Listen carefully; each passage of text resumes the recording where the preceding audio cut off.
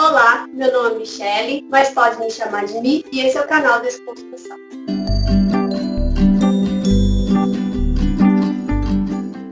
Desconstruidores e desconstruidoras desse canal, sejam todos e todas bem-vindos. Eu deixei lá no Instagram, no canal, se você ainda não segue, vou deixar aqui o o arroba do Instagram para você seguir, é @des.desconstruidores. E eu deixei lá uma janelinha para que vocês pudessem colocar frases de livros. E para eu e o Gabs comentarmos aqui. Eu peguei algumas, na verdade foram 4 mensagens que deixaram pra gente. Vou ler, vou começar com uma, a gente discute e depois eu leio as outras. Pode ser, Gabs? Pode. Tá bom. Vamos ler a primeira. Quem mandou foi Gabriel Correia. Conhece, Gabs? Ai, olha, eu já ouvi dizer que é bonito, não sei. Então vamos ler a frase, Gabs. Abriu a boca para responder que se sentiu especial é a pior das gaiolas que alguém podia construir para si mesmo, mas não disse nada. Quem escreveu essa frase foi o Paolo Giordano, está no livro A Solidão dos Números Primos. O que você tem a dizer sobre isso? Por que essa frase, já que você está aqui comigo? Então, eu lembro quando eu li esse trecho do livro do Paolo Giordano, A Solidão dos Números Primos, que inclusive é um livro muito bom, recomendo aí para quem quiser ler, porque fala sobre uma relação um pouco disfuncional entre uma das personagens desse livro. E ela, ao longo da narrativa que ela tem nesse relacionamento, é possível notar que não existe um diálogo muito presente. E quando ela fala que ela abria a boca para dizer e ela não fala isso, a gente já consegue perceber essa ausência de diálogo, e que essa ausência do diálogo também faz ela ficar um pouco presa, né, dentro desse relacionamento disfuncional. E só que dentro desse relacionamento que a gente vê que não funciona muito bem, por conta dos dois não se conhecerem muito, mas a outra pessoa ainda assim continua depositando uma expectativa em cima dessa personagem, acho que chama Alice. Eu acho que ela chama Alice, se eu não me engano, que faz um tempinho que eu li. Ela fica um pouco presa, né? E daí que vem esse sentimento de gaiola, porque é um relacionamento que ela não se sente à vontade, mas como pra ela meio que se sente numa posição de não muito merecedora dessa felicidade, desse conto de fadas que as pessoas imaginam que seja um relacionamento, né? Onde você se sinta bem e onde que você se sinta confortável, ela não se sentia muito merecedora disso. Então, quando a pessoa fala que ela é especial, essa gaiola também vem muito desse lado, porque ela não tá feliz nesse relacionamento, mas ela se sente numa posição que, se sair, ela pode magoar essa pessoa. Então, pra ela fica meio que um cúmplice, meio que não cúmplice, né? Que a outra pessoa não sabe disso porque não tem esse diálogo. Então, eu escolhi essa frase por causa disso, porque é uma coisa que me veio muito à mente na época que eu li, acho que foi uns 2 anos atrás, assim. Não, acho que foi mais, na verdade, mas enfim, faz um tempo. Quando você fala nisso, me remete à questão de expectativas, né? Você coloca no outro e você se coloca nessa gaiola de expectativas, de ser um outro tão especial, que você se diminui, e o outro que aceita, né? Essa questão de ser especial demais e se aprisiona na própria gaiola também, né? E não desapontar o outro. Então você falou que ela não conseguia sair desse relacionamento, né?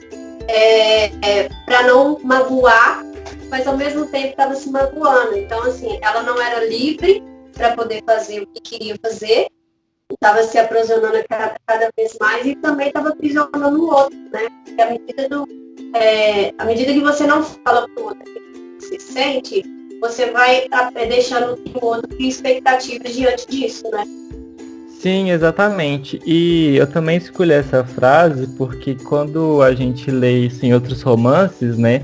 Quando o personagem, ou sei lá, em filme, enfim, qualquer ocasião que a outra pessoa fala que se sente especial, esse diálogo, esse debate sobre esse se sentir especial é sempre uma coisa muito positiva. Mas o Paulo colocou nessa narrativa o se sentir especial, mas que não vem de um lugar confortável, né? E eu achei estranho na primeira vez que eu li, eu lembro que eu fiquei um tempão lendo assim, gente, mas calma, deixa eu avaliar melhor essa frase aqui e vejo que não existe um diálogo, um debate muito afinco, né, nesse tipo de relação.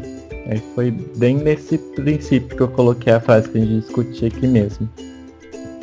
Porque até que ponto esse especial é bom, né? É. Deixa outra perspectiva de especial, de que é uma pessoa especial, é bacana, não sei o quê, né? De que coloca o outro lá em cima. Mas e você tornar o outro especial, você pode estar colocando ele numa situação em que ele não quer, né? Sim, e por exemplo, eu acho que esse especial pode ser até revertido para outras ocasiões também. Por exemplo, quando você, em algum outro contexto, em si, um contexto afetivo desse tipo, por exemplo, foi bem alguma coisa que você fez no seu trabalho e todas as pessoas começam a te elogiar e te colocam num patamar que você não quer que te coloquem, e aí você se sente pressionada a continuar nesse ritmo, né? Mesmo quando é um ritmo que não necessariamente é necessário você ser sempre o destaque. E acontece muito isso com a questão da mídia, né? Quando alguma artista, ou artista, homem famoso, famosa, atinge um certo nível de popularidade, quando esse nível cai, as pessoas já acham que a pessoa está indo de mal a pior, mas na verdade não é que ela está indo mal, ela não consegue atingir aquele pico de novo, mas esse pico muitas vezes não precisa ser atingido, né? Então acho que existem várias vertentes desse sentimento, assim. E a cobrança que você se coloca, né, diante desse ser especial, que traz muitas vantagens esse ser especial, só que para você não ter nesse patamar, você acaba se cobrando demais e até adoece, né, diante disso. Sim, e nesses dias, inclusive, que tem muita gente falando que a gente tem que aproveitar que a gente está em casa para ser produtivo, acaba estimulando esse tipo de pensamento, né? Porque se você não está se sentindo produtivo, você fica doente porque você sente que não está fazendo nada.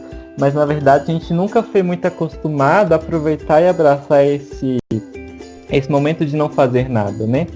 Quando eu comecei a quarentena aqui em casa, eu fiquei meio frustrado porque eu fiquei pensando, e agora, o que eu vou fazer, né? E foi frustrante a experiência de não saber o que fazer porque não tem nada a ser feito, né? Então essa falsa ilusão, né, de ter uma falsa ilusão, acho que ficou até meio redundante, né, porque já é ilusão, mas essa ilusão de ser produtivo o tempo todo e de que isso vai fazer a gente bem, também chega nessa cobrança, né, de sempre estar realizando alguma coisa quando necessariamente não é necessário produzir nada, né. A gente não foi ensinado a aproveitar o ócio, né? Exato. O ócio não é permitido.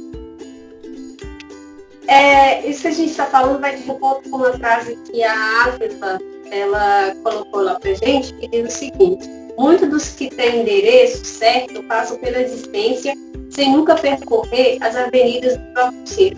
São forasteiros para si mesmos, por isso são incapazes de corrigir suas rotas e superar suas lacunas. Essa frase é do Augusto Cury. Eu acho que vai muito da questão da gaiola, de que quando você está tentando atingir a expectativa do outro, você não olha para si mesmo, né? Para saber quais são as suas expectativas diante disso. O que você pode fazer? Então, quando o Augusto Cury fala, né, que é forasteiro de si mesmo, é aquele que não se conhece, né? O forasteiro é aquele que não está ali. Né? Ele está só de passagem, ele não conhece o local onde vive, ou a cultura, né? E quando ele fala que a gente é forasteiro de si mesmo, ele está falando muito disso, que a gente não é ensinado a voltar para si, igual a gente estava falando da questão do não poder ter o ócio, né? E quando nessa quarentena o que mais está tendo é a gente ter que voltar para si mesmo. E o quão difícil que é, né? Você voltar para si, se reconhecer diante desse, como é que eu posso dizer? Das suas incapacidades, das suas limitações.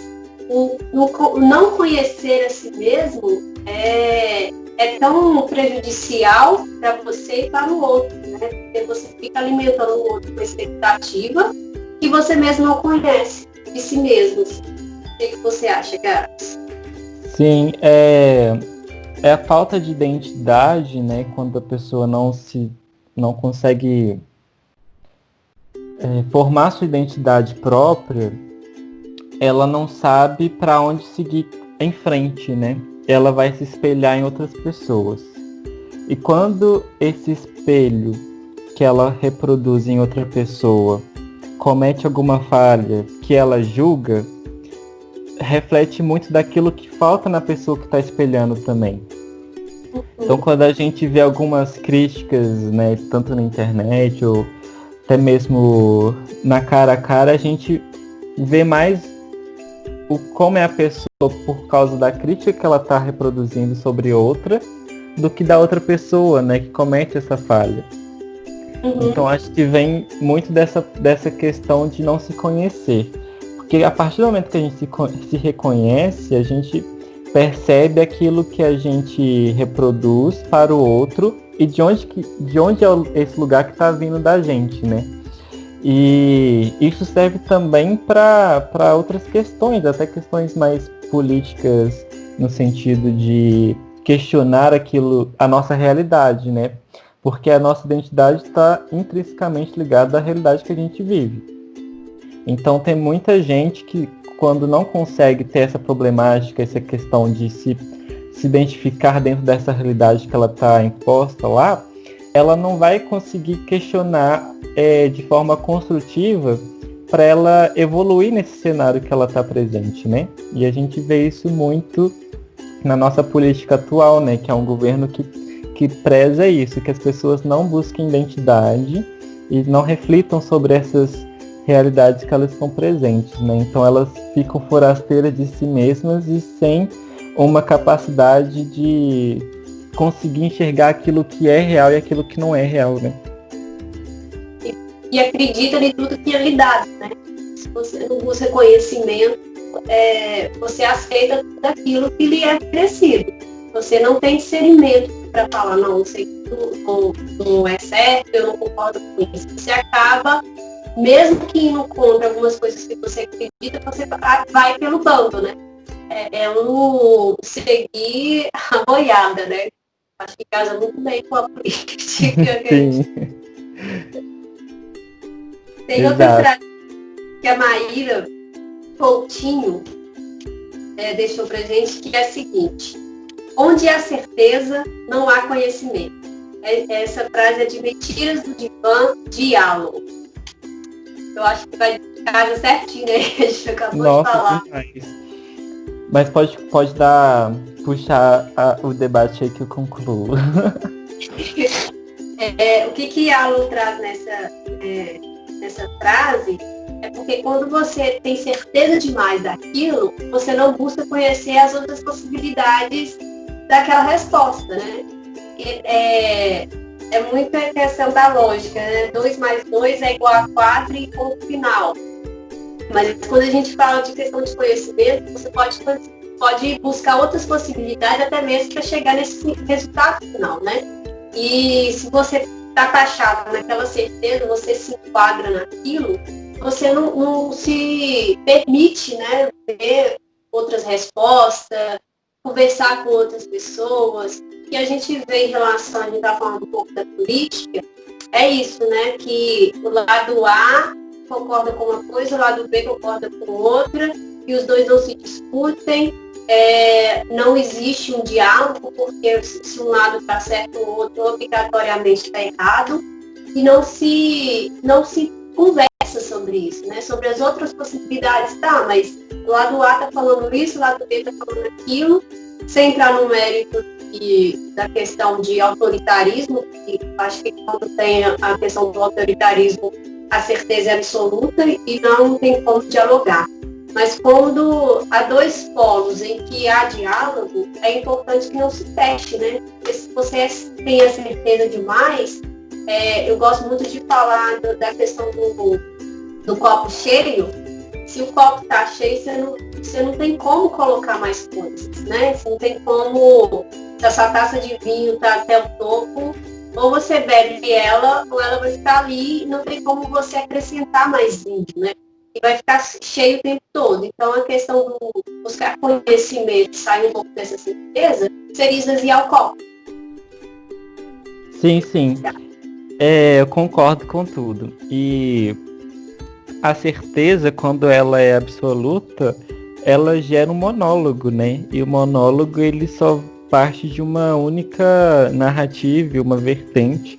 E deixa esse enriquecimento do diálogo, né, de lado, assim, porque, como dizia meus professores, na época que eu estudava na escola, no ensino médio, e eu também que sou professor, o silêncio é a pior parte de uma aula, porque você só está falando ali, mas você não tem uma troca, né? E o professor, ele precisa dessa troca porque o professor, ele não é detentor do conhecimento todo. Ele precisa crescer junto com os alunos que ele tem, né? Então, quando o professor explicava alguma matéria e falava assim, entenderam? Ele via que a gente ficava calado e falava assim, ó, se vocês ficarem calados, significa que ou vocês entenderam tudo, ou vocês entenderam nada, e não tenho como questionar. E aí eu ficava refletindo sobre isso, sabe? Porque às vezes, na maioria das vezes, eu ficava calado porque realmente não tinha o que somar ali. Porque eu realmente não tinha absorvido tudo que eu precisava. E acho que a certeza, ela é um perigo no sentido de omitir aquilo que você precisa receber, né? E aquilo que seria necessário para acrescentar num diálogo ou em qualquer outra situação. Então, assim, não confio em quem tem certeza demais. Posso deixar? Foi a Beatriz Nascimento que deixou pra gente. E é a seguinte: muitos que vivem merecem a morte, e alguns que morrem merecem viver. Você pode dar-lhes a vida? Então não seja tão ávido para julgar e condenar alguém à morte, pois mesmo os muito sábios não conseguem ver os dois lados. Essa frase é do Tolkien, do Senhor dos Anéis, o primeiro livro, A Sociedade do Anel. Bem, essa frase saiu um pouco do que a gente estava falando, mas eu acho que dá para a gente encaixar, que é a questão da gente decidir pelo outro, né? Quando fala em questão da morte, a gente pode também pensar o que você decide para a vida do outro, né? Você não pode decidir o que o outro vai fazer ou não. Porque cabe a ele os caminhos que ele escolhe, né? Sim, eu ainda estou refletindo aqui, Mi, se você quiser dar uma aprofundada que eu vou tentar te acompanhar, ainda estou pensando nessa frase. Então, eu sou muito fã do Senhor dos Anéis, tá? Eu acho que quando ele fala da questão de que muitos que vivem merecem a morte, alguns que morrem merecem viver, eu vou cortar um pouquinho essa frase. Eu acho que a gente pode entrar naquela questão das pessoas falarem assim, a gente vê isso muito no discurso político do atual presidente, né? Bandido morto, bom, é bandido morto. Quem é ele para decidir isso, né? Quem é ele para falar que uma pessoa merece viver ou não? Eu tenho muito da questão quando falam da pena de morte, que a meu ver, é você tornar aquilo que você condena no outro, sabe? Então, a vida do outro não te pertence. Então, não cabe a você decidir se o outro vai viver ou não. Em relação a crime, existe a justiça, né? Ele tem que pagar assim pelo que cometeu, mas a morte, eu acho que seria pesado demais, assim. E a pessoa não paga por aquilo que fez com a morte, ao meu ver, sabe? Ela só está aliviando a responsabilidade que lhe foi colocada, que ela tem diante daquilo que fez. Aí a outra, que tem uma pergunta no meio que pode falar, você pode lhe dar a vida? Que é isso, né? Você tem o direito de dar a morte ou a vida a alguém? Falando no sentido de gravidez, não, tá, gente? Falando da questão de a pessoa já caminhada, assim. Quando a gente para pensar, dá até para a gente pensar na questão de conhecer a si mesmo, porque quando você se coloca na condenação do outro, você tem que parar para refletir se no seu lugar o que você faria, sabe? Então, assim, quando eu falei assim, dá para encaixar em algumas coisas, essa questão de voltar para si mesmo, até mesmo na questão do julgamento. A gente tem uma sociedade muito condenativa, não sei se existe nem essa palavra, mas assim, uma sociedade que condena muito, assim, e não dá espaço, às vezes, nem para o próprio julgamento. E a justiça permite e muitas vezes a gente não, a gente já condena. E eu acredito que essa relação da vida do outro estar nas suas mãos, você só tem a sua, sabe? E a escolha que você faz é que vai indicar o caminho que você está percorrendo. E esse direito que você tem da sua vida, você tem que dar esse direito ao outro. Você não pode prever o que o outro vai fazer, mas também não tem que proibir, taxar, colocar numa caixinha, falar se você tem que fazer tudo que eu mandar, porque isso é a questão do que Alan falou, né, da certeza, dessa certeza que o outro merece morrer porque ele fez isso e nunca vai mudar. Quem te dá essa certeza? Né?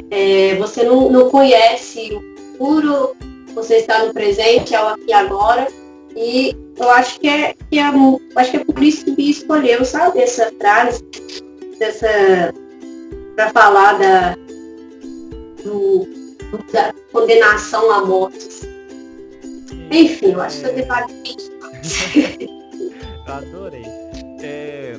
Sobre a questão que a gente levou lá pro lado criminal, né? Eu acredito que alguém não consegue enxergar no outro a capacidade de evoluir a ponto de desejar a morte pro outro.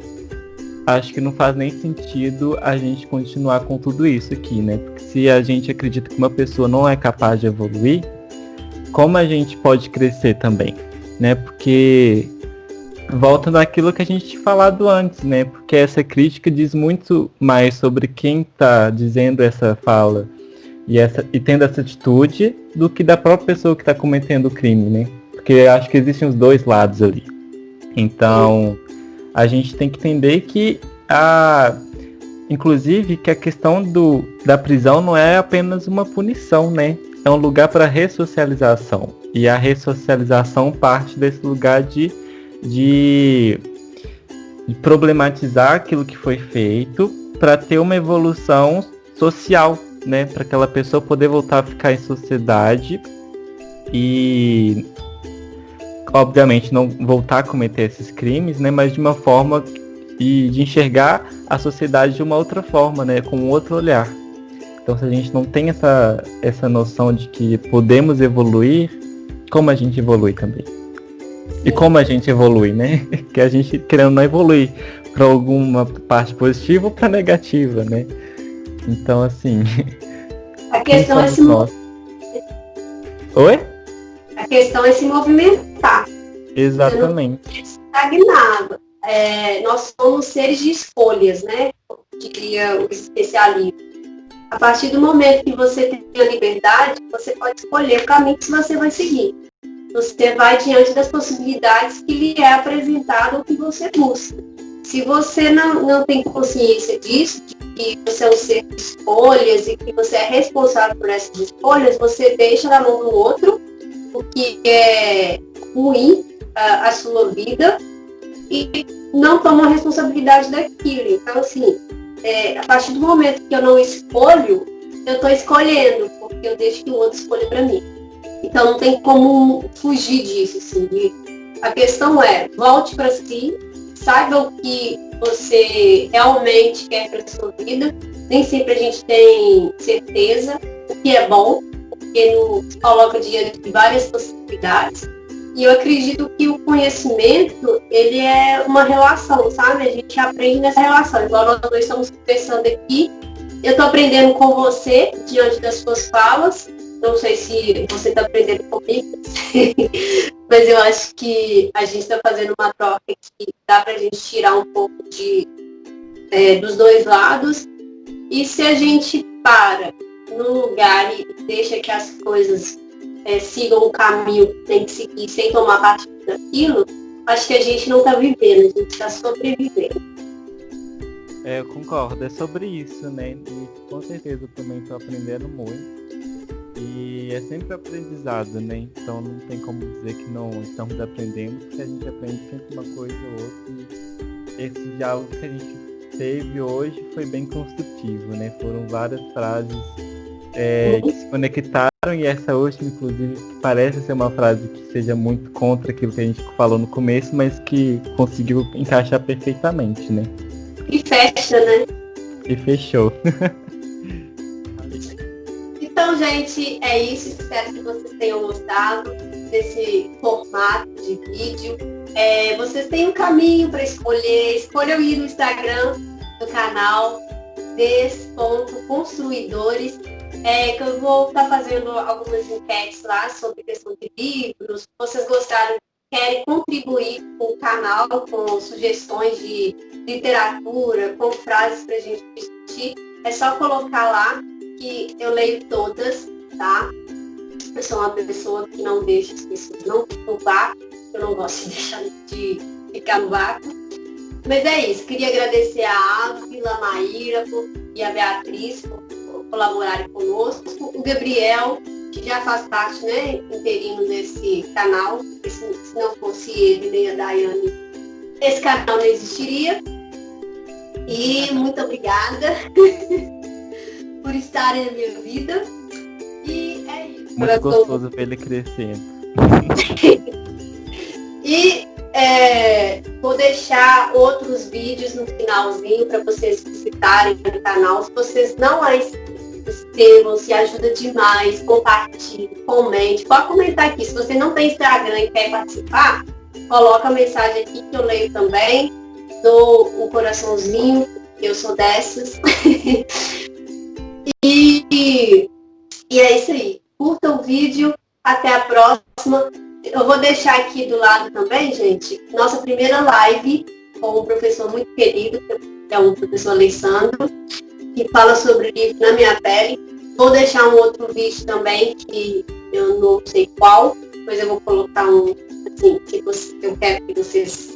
Espero que vocês escolham assistir. E muito obrigada. Até o próximo vídeo. E valeu. Tchau, Gabs. Um beijo e um abraço para você. Tchau, até a próxima.